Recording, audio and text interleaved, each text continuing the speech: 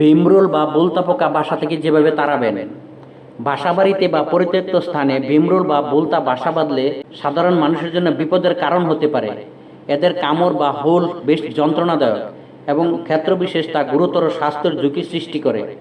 এই কারণে সঠিক সরঞ্জাম এবং অভিজ্ঞতা ছাড়া এই ধরনের বাসা ভাঙার চেষ্টা করা অত্যন্ত ঝুঁকিপূর্ণ।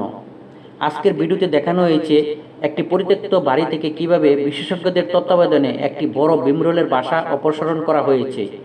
এই পুরো প্রক্রিয়াটি সম্পন্ন করা হয়েছে বিশেষ সুরক্ষামূলক পোশাক বা সেফটি ব্যবহার করে এবং সংশ্লিষ্ট অভিজ্ঞ ব্যক্তিদের মাধ্যমে।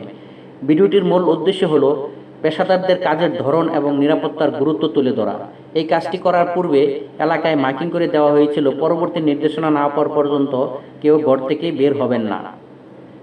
ভিডিওটি যদি ভালো লাগে একটি লাইক কমেন্ট করতে ভুলবেন না। চ্যানেলটি সাবস্ক্রাইব করে বেল বাটন অন করে পাশে থাকুন পরবর্তী ভিডিও পাওয়ার জন্য।